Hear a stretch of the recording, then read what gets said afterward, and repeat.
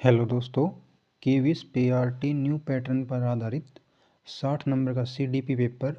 आइए देखते हैं आपके कितने नंबर आते हैं। हमने इस क्वेश्चन पेपर को बहुत ही सावधानी पूर्वक बनाया है और केवीएस ने जो चाइल्ड डेवलपमेंट पेडागोजी का सिलेबस बताया है उसको हमने 60 क्वेश्चन में कवर किया है। अतः इसको बनाने में बहुत मेहनत लगी है, इसलिए आप एक बार वीडियो को लाइक व चैनल को सब्सक्राइब जरूर कर लें और आंसर की आपको प्रश्न पत्र के अंत में मिलेगी। इस क्वेश्चन पेपर में जो बच्चा 40 और 50 के बीच में ले आता है तो हम उसको एक अच्छा स्कोर मानेंगे। उससे कम रहता है तो आपको अभी बहुत सुधार की आवश्यकता है। तो आइए शुरू करते हैं।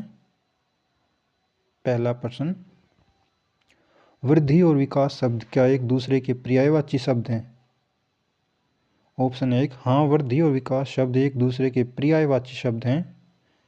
ऑप्शन 2, नहीं, वृद्धि और विकास शब्द एक दूसरे के पर्यायवाची शब्द नहीं हैं। ऑप्शन 3, नहीं, वृद्धि और विकास शब्द दोनों एक दूसरे के विपरीत हैं।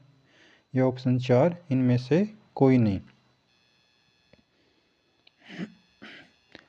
अगला प्रश्न है, आत्म सीमित जीवन चक्र में कार्य कर रहे जीवाणु के समुच्चय प्रभाव को परिपक्वता कहते हैं।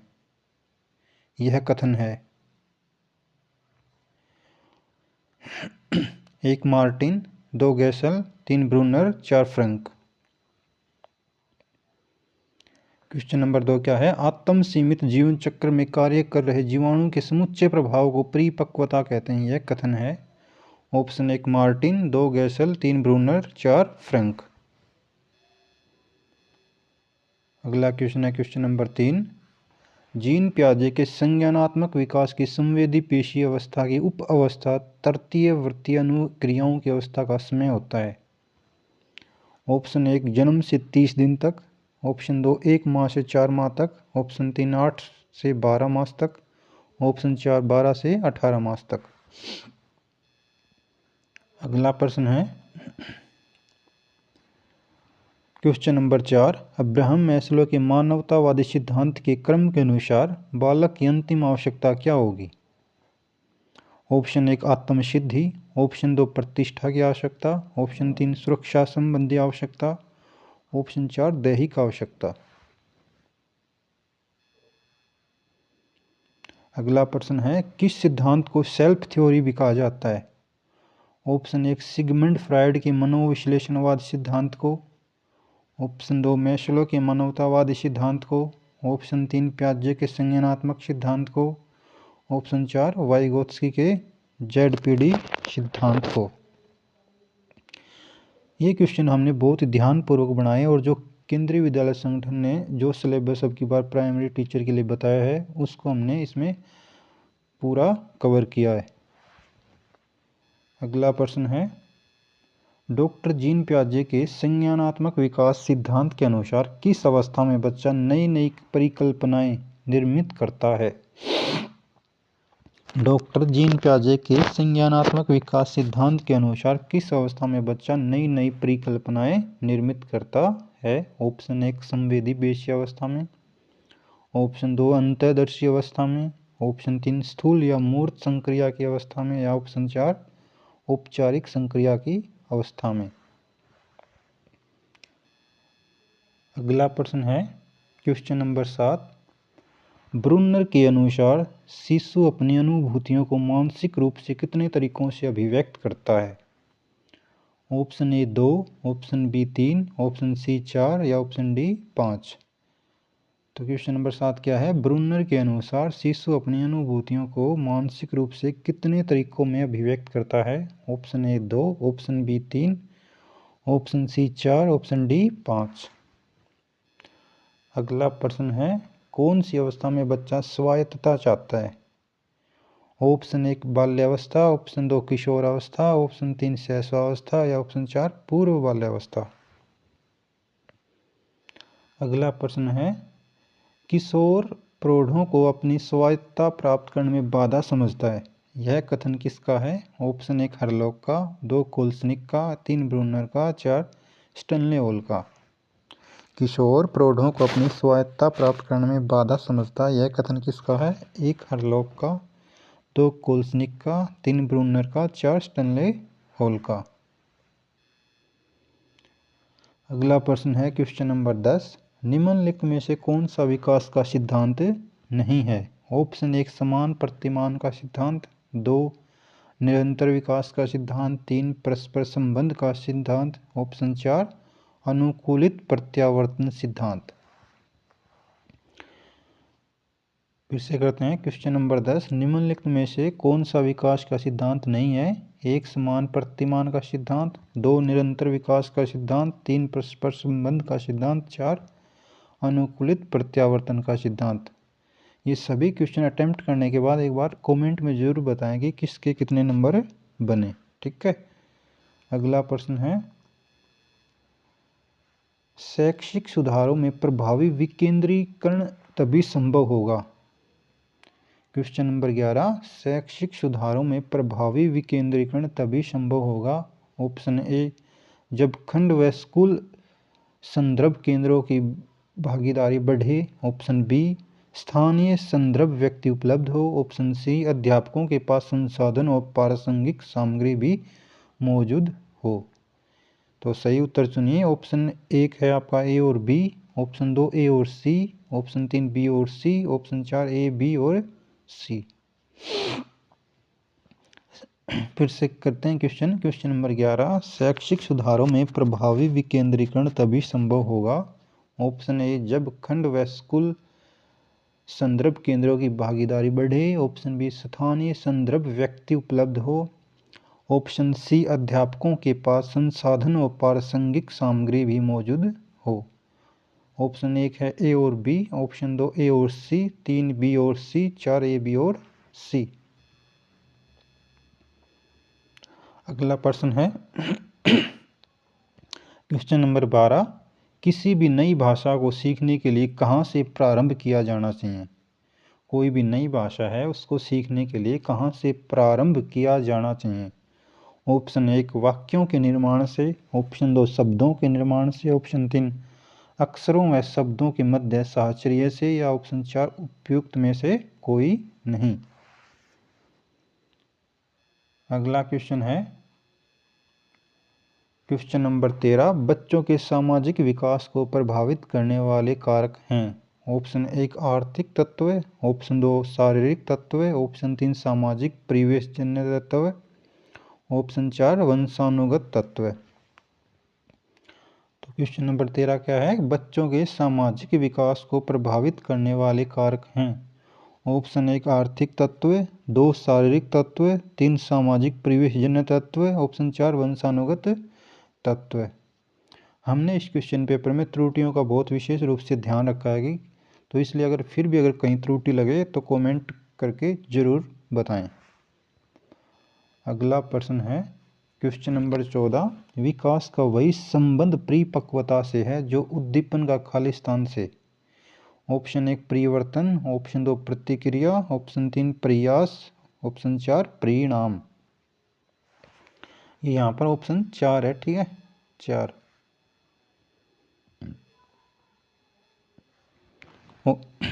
विकास का वही संबंध परिपक्वता से है जो उद्दीपन का खालिस्तान से है। ऑप्शन 1 परिवर्तन, ऑप्शन 2 प्रतिक्रिया, ऑप्शन 3 प्रयास, ऑप्शन 4 परिणाम। अगला प्रश्न है आपका क्वेश्चन नंबर 15, पृथक पृथक समजातीय समूह के व्यक्तियों के प्रति बच्चों की अभिवृत्ति साधारणतया आधारित होती है। पृथक पृथक समजातीय समूहों के व्यक्तियों के प्रति बच्चों की अभिवृत्ति साधारणतया आधारित होती है। ऑप्शन 1 उनके अभिभावकों की चित्तवृत्ति पर, 2 उनमें समकक्षियों की अभिवृत्ति पर, 3 दूरदर्शन के प्रभाव पर, 4 उनके सहोदरों की अभिवृत्ति पर।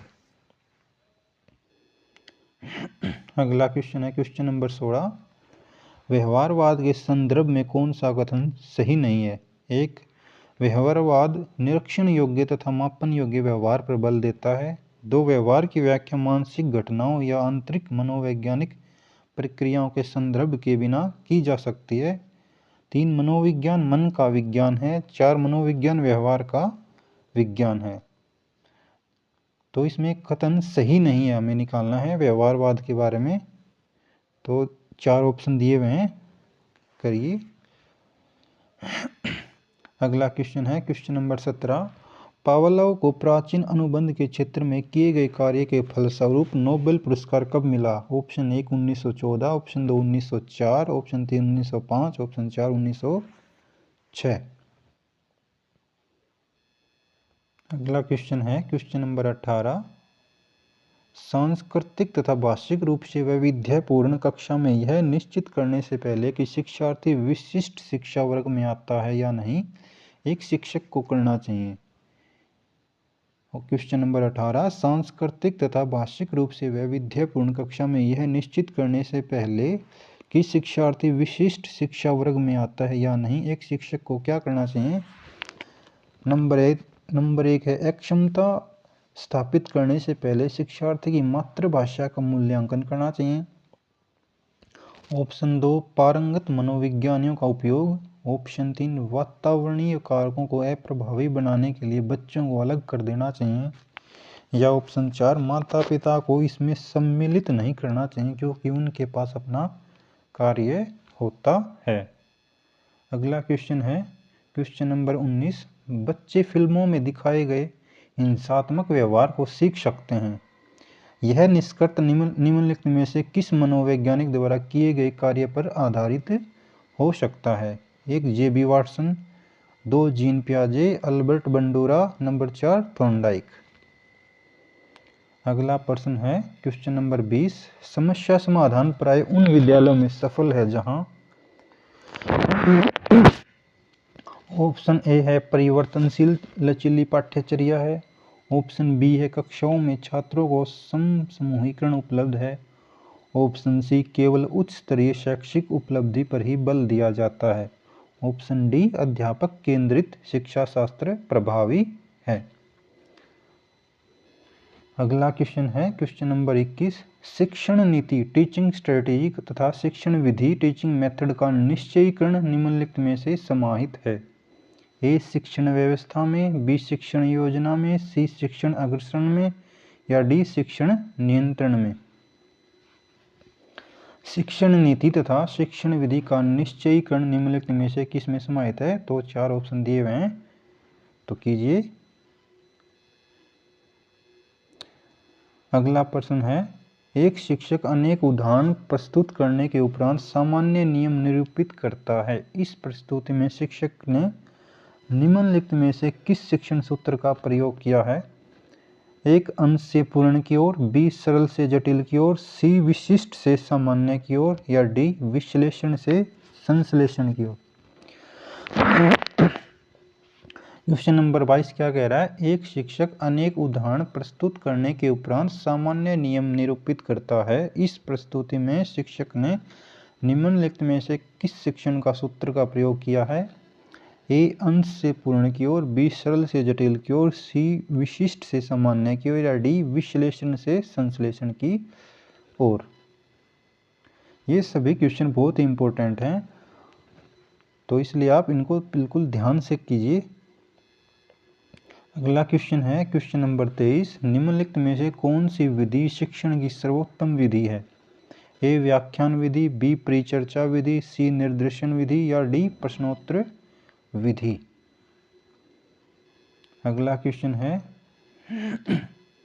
भारत सरकार की कंप्यूटर आधारित अधिगम प्रक्रिया के माध्यम से छात्रों को सिखाने के लिए आईसीटी स्कूल योजना वर्ष खालिस्तान में शुरू की गई थी। आईसीटी योजना कब शुरू की गई थी? ऑप्शन ए 2001 में, बी 2004 में, सी 2003 में, या डी 2006 में। अगला प्रश्न है क्वेश्चन नंबर 25। सीखने खालिस्तान आकलन और अनुदेशन के बीच खालिस्तान सीखने को प्रभावित करता है। ऑप्शन ए के लिए संबंधों, ऑप्शन बी का अंतर, सी के लिए अंतर, या डी का भिन्नता। हमने ये दोनों खालिस्तान भरने हैं, ठीक है, option A B C D से। क्वेश्चन नंबर 25 आपका। अगला क्वेश्चन है क्वेश्चन नंबर 26। कोर पाठ्यक्रम निम्नलिखित में से किस बिंदु पर जोर नहीं देता है? कोर पाठ्यक्रम निम्नलिखित में से किस बिंदु पर जोर नहीं देता है? ए प्रजातांत्रिक विधियों को, बी समस्या समाधान को, सी विषय वस्तु के उचित संगठन को, डी सहकारी योजना को। तो कोर पाठ्यक्रम किस बिंदु पर जोर नहीं देता है? ऑप्शन ए, ऑप्शन बी या ऑप्शन सी या ऑप्शन डी। अगला क्वेश्चन है क्वेश्चन नंबर 27। वह अंतिम अवस्था बताइए जो बालक के अभिप्रेरित व्यवहार को दिशा निर्देश प्रदान करती है। ऑप्शन ए एक उद्देश्य, बी एक प्रेरक, सी एक आवश्यकता या डी एक लक्ष्य। अगला क्वेश्चन है क्वेश्चन नंबर 28। दृश्य श्रव्य सामग्री के संदर्भ में निम्नलिखित में से कौन सा कथन असत्य है? ऑप्शन ए वे छात्रों की रुचियों को उत्तेजित करते हैं, बी इन्हें कक्षीय शिक्षण के स्थान पर प्रयोग किया जाता है, सी इनके अंतर्गत फिल्म एवं दूरदर्शन के अतिरिक्त अन्य शिक्षण सामग्रियों का भी समावेश किया जाता है, या डी ये उन सभी शिक्षण सामग्रियों को प्रयोग करते हैं जो अन्यथा उपलब्ध नहीं होते हैं। तो हमने दृश्य श्रव्य सामग्री के संदर्भ में जो कथन असत्य लग रहा है वो निकालना है इसमें से, क्वेश्चन नंबर 28 में से। अगला क्वेश्चन है क्वेश्चन नंबर 29। आपके विद्यालय में कुछ शिक्षक ट्यूशन को अपना व्यवसाय समझते हैं, तो आप इस स्थिति में क्या करेंगे? ऑप्शन ए स्वयं भी उस समूह में मिल जाएंगे, बी उससे होने वाली हानियों को बताएंगे, या सी प्राचार्य से रिपोर्ट करेंगे, या डी उससे कोई मतलब नहीं रखेंगे। अगला क्वेश्चन है क्वेश्चन नंबर 30। कक्षा में पढ़ाई को और रोचक बनाने का सबसे महत्वपूर्ण घटक है। ऑप्शन ए पाठ की विषय वस्तु, ऑप्शन बी है पाठ का योजना, ऑप्शन सी शिक्षक का व्यक्तित्व, या ऑप्शन डी पढ़ाने की विधि। तो क्वेश्चन नंबर 30 एक बार फिर से करते हैं। कक्षा में पढ़ाई को रोचक बनाने का सबसे महत्वपूर्ण घटक है ए पाठ की विषय वस्तु, बी पाठ योजना, सी शिक्षक का व्यक्तित्व, या डी पढ़ाने की विधि।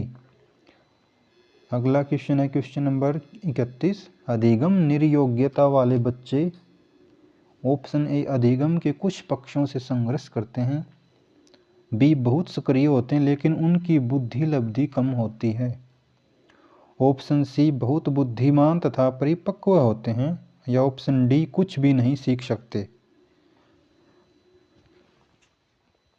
अगला क्वेश्चन है क्वेश्चन नंबर 32। निम्नलिखित में से कौन सा व्यवहार बच्चे की अधिगम निर्योग्यता की पहचान करता है? ऑप्शन ए मनोभावों का जल्दी जल्दी बदलना, मूड स्विंग्स, बी अपमानजनक व्यवहार, या सी बी को डी वाद्स को सा 21 को 12 लिखना, या डी कम अवधान विस्तार और उच्च शारीरिक गतिविधि। तो क्वेश्चन 32 क्या कह रहा है? निम्नलिखित में से कौन सा व्यवहार बच्चे के अधिगम निर्योग्यता की पहचान करता है? अगला क्वेश्चन है क्वेश्चन नंबर 33। समावेशी शिक्षा मानती है कि हमें खालिस्तान को खालिस्तान के अनुरूप बदलना है। ऑप्शन ए बच्चे व्यवस्था, ऑप्शन बी परिवेश परिवार को, सी व्यवस्था बच्चे, या डी बच्चे और परिवेश। तो हमने इन दोनों खालिस्तानों में ऑप्शन 4 दिए हुए हैं, इनमें से कोई 2 भरने हैं, ठीक है। अगला क्वेश्चन है क्वेश्चन नंबर 34। सीखने में आसक्त बच्चों के संदर्भों में तत्काल संबद्धता प्रदान करना, सहयोग पर बल देना तथा गैर अधिगमनात्मक तकनीकी जैसे तत्काल सूचनात्मकता, बुद्धिपूर्वक गवेषणा तथा सामग्री प्रबंधन का उत्तोलन निम्नलिखित में से किस प्रारूप से संबंध है?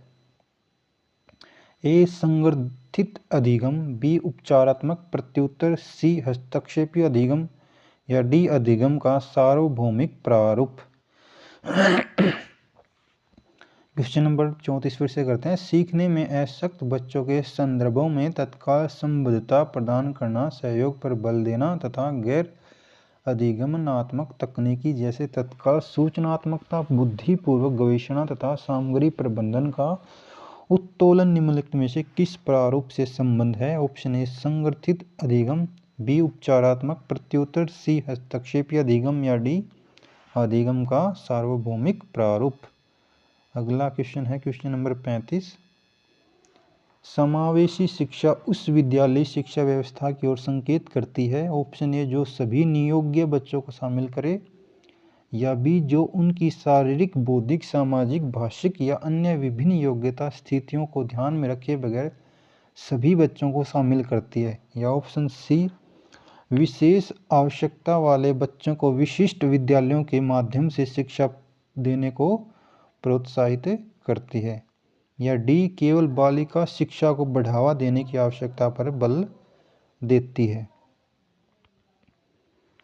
तो क्वेश्चन नंबर 35 क्या है आपका, समावेशी शिक्षा उच्च विद्यालय शिक्षा व्यवस्था की ओर संकेत करती है। तो 4 ऑप्शन दिए हुए हैं, कीजिए।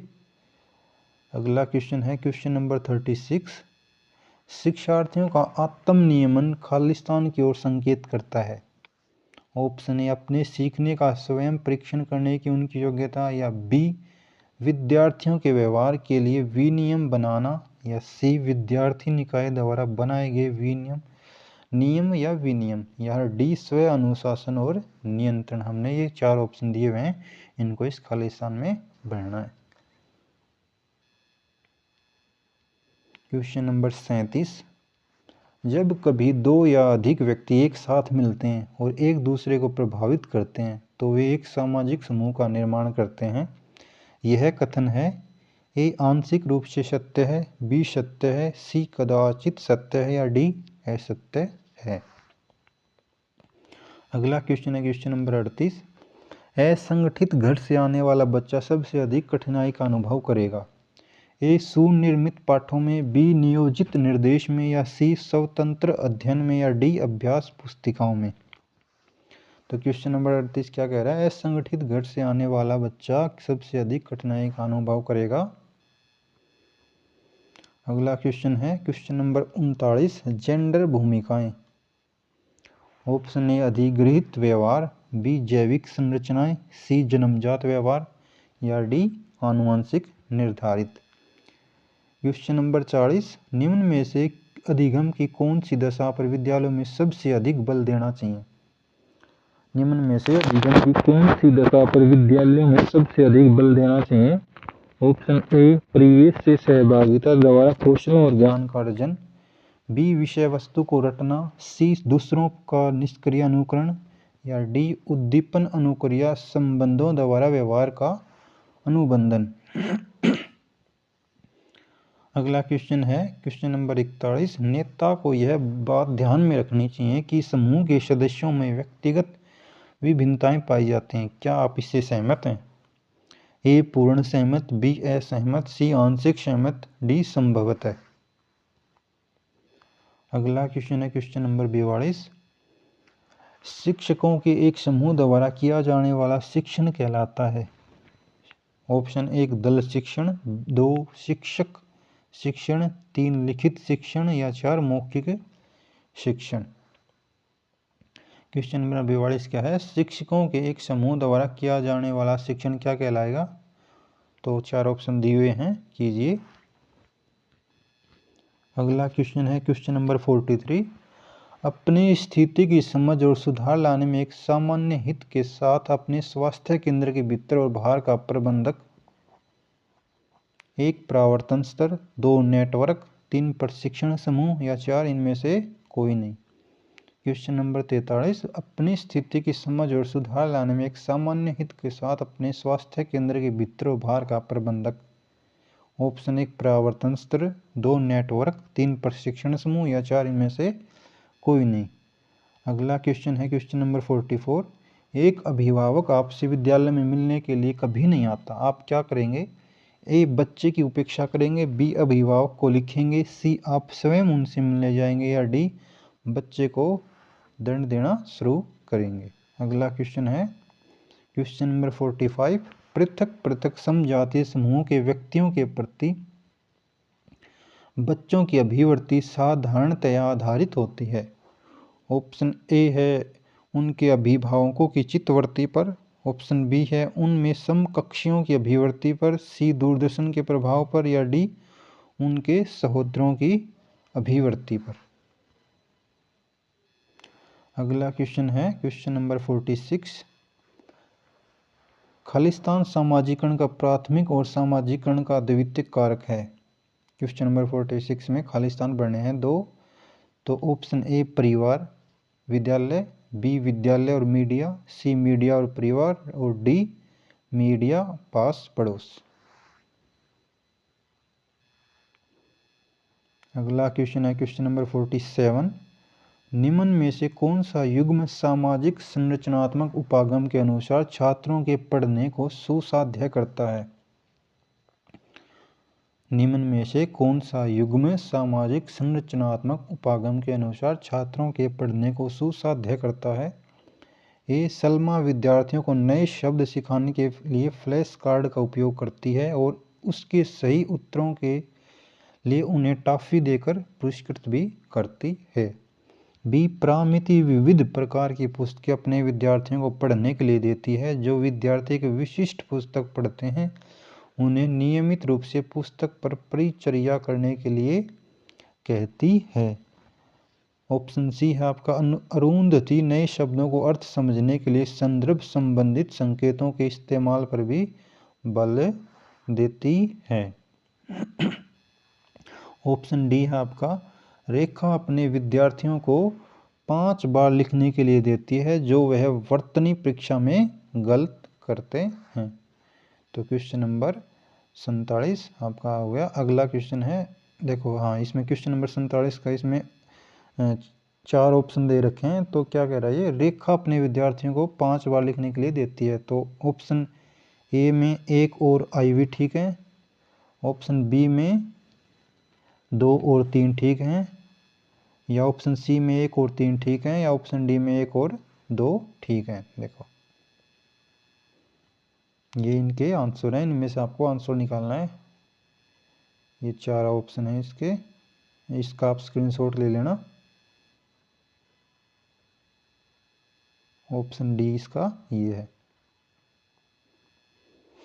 और इसके ये आंसर है चारों।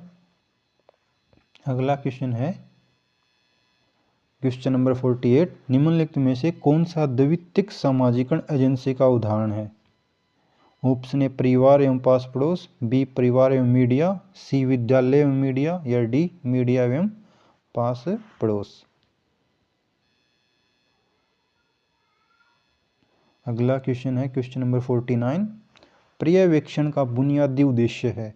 ऑप्शन ए शिक्षकों को शिक्षण तकनीकियों में सुधार हेतु प्रोत्साहित करना, बी शिक्षकों को अपने छात्रों को समझाने में सहायता प्रदान करना, सी शिक्षकों को छात्रों से व्यवहार करने में दक्ष बनाना, या डी छात्रों को प्रभावी ढंग से पढ़ने में मदद करना।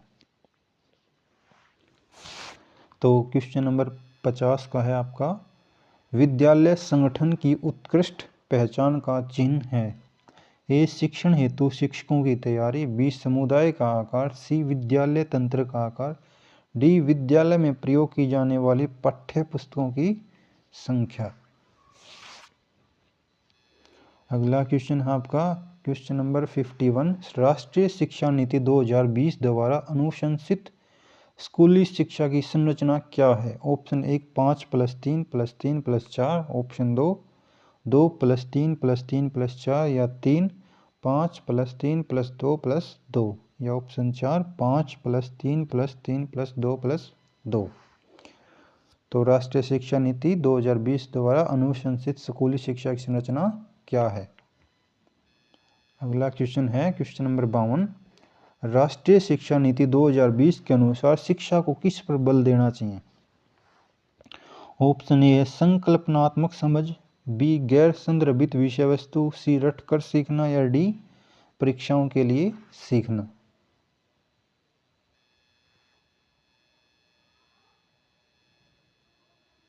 अगला क्वेश्चन है यशपाल समिति का उद्देश्य था।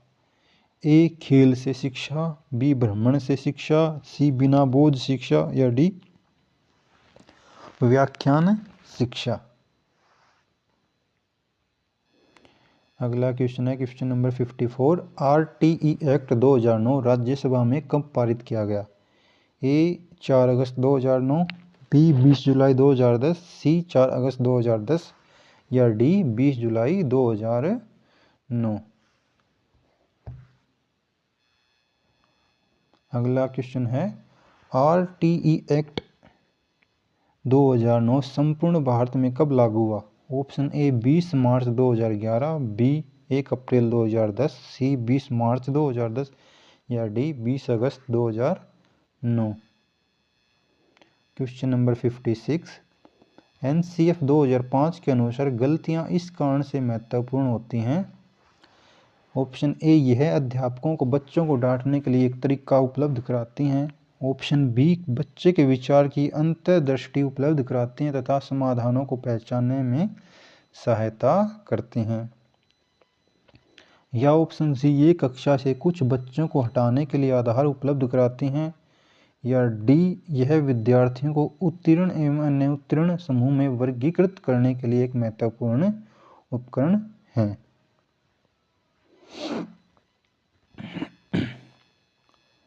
क्वेश्चन नंबर 57 सभी विषयों में प्राप्त प्रतीकात्मक ग्रेडों के अंकीय मानों को जोड़ना और ग्रेड किए गए विषयों की संख्या से भाग देना कहलाता है। ए ग्रेड पॉइंट पूर्ण योग, बी ग्रेड पॉइंट निर्धारण, सी ग्रेड पॉइंट औसत या डी ग्रेड पॉइंट आसन। तो इसका सही आंसर क्या होगा? ऑप्शन ए या बी या सी या डी। Question number 57। अगला क्वेश्चन है क्वेश्चन नंबर 58। जब एक अध्यापक अपनी कक्षा को क्षेत्र यात्रा पर लेकर जाता है और वापस आने के बाद विद्यार्थियों से उस यात्रा के बारे में चर्चा करता है तो क्या कहलाता है? ऑप्शन ए आकलन के लिए सीखना, बी सीखने के लिए आकलन, या सी आकलन का सीखना, या डी सीखने का आकलन। Question number 59। निम्नलिखित में से क्या शैक्षणिक उपलब्धि से कम संबंध रखती है? ए खुद से पढ़ाई, बी आनुवांशिकता, सी अभ्यास, या डी अनुभव। ये आपका ना डी ऑप्शन है, ए की जगह ये डी ऑप्शन है, अनुभव। अगला क्वेश्चन है क्वेश्चन नंबर 60। ये आपका अंतिम प्रश्न है आज के प्रश्न पत्र का। ये क्वेश्चन हमने बहुत ही ध्यानपूर्वक बनाए, फिर भी अगर कहीं आपको त्रुटि लग रही है तो एक बार कमेंट में जरूर बताएं। Question number 60। निम्नलिखित में से कौन सा वह मुख्य कारण है जिससे छात्र स्कूल से भागते हैं? ऑप्शन ए रोचक शिक्षक विधियों की कमी, बी शिक्षकों का छात्रों के प्रति कठोर रवैया, या सी छात्रों की पढ़ाई में रुचि की कमी, या डी छात्रों के घरों से स्कूल की दूरी। तो ये आपके प्रश्न पत्र के 60 प्रश्न थे। आपका सिलेबस है जो प्राइमरी टीचर का KVS का, उसमें भी आपको आपके सिलेबस से संबंधित, आपके विषय से संबंधित आपको 60 प्रश्न ही देखने को मिलेंगे। तो इसलिए यह हमारा मोटो था कि आप अच्छे से मैनेज कर पाएँ उस समय पर। तो इन क्वेश्चन को बनाने में हमें पूरे 2 दिन की मेहनत लगी है, इसलिए आप वीडियो को लाइक और हमारे चैनल को सब्सक्राइब ज़रूर कर लें। धन्यवाद।